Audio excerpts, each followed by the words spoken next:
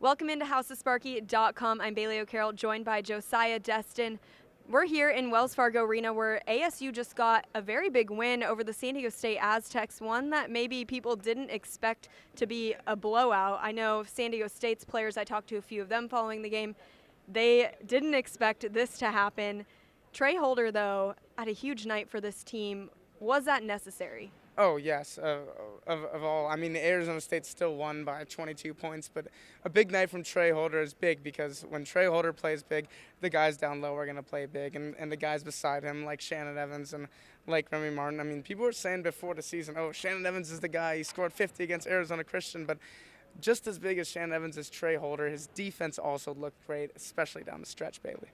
And then let's talk about those fouls. San Diego State got into foul trouble early, and it didn't get any better as the game went on.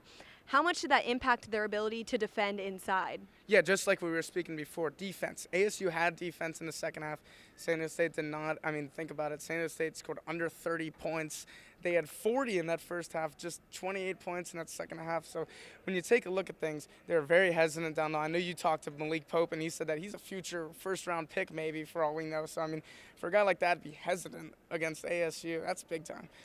And then let's talk about Romello White. It was his debut as a Sun Devil. How do you grade his performance? Yeah, I mean, he graded his performance in one word, and he said amazing because he was just so happy to get back here. He was academically ineligible last year, really hard to sit out. He said he talked to some of his friends who had the red shirt, and they were dealing with the same thing he was. But really, when it comes down to the basics, it's just that threat down low. He had a couple blocks down low, and Daquan Lake did too. And Daquan and him were able to play together a lot for a lot of minutes, and that really helped them, especially having that presence where they could play front court offense. They really couldn't play that type of offense last season with Obino Leka really being their biggest guy. And then let's talk about how deep both of these teams are. San Diego State head coach Brian Dutcher said they could run 11, 10 deep, depends on who's playing well that night. ASU, not so deep. They run about 7 deep. And I talked to Trey Kell after the game, and he said that that was definitely in the game plan, but obviously they weren't able to execute that. How much did San Diego State's bench not playing great factor into this game? Yeah, I mean, like you said, they got 11 players, but 4 extra players might actually hurt them.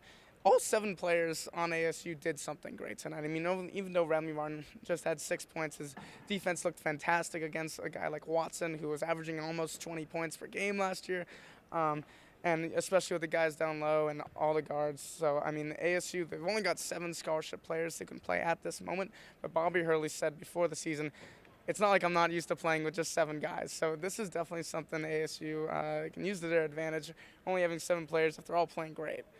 Right, and we'll have to see how that plays out as the season goes longer, as some of those guys may get tired.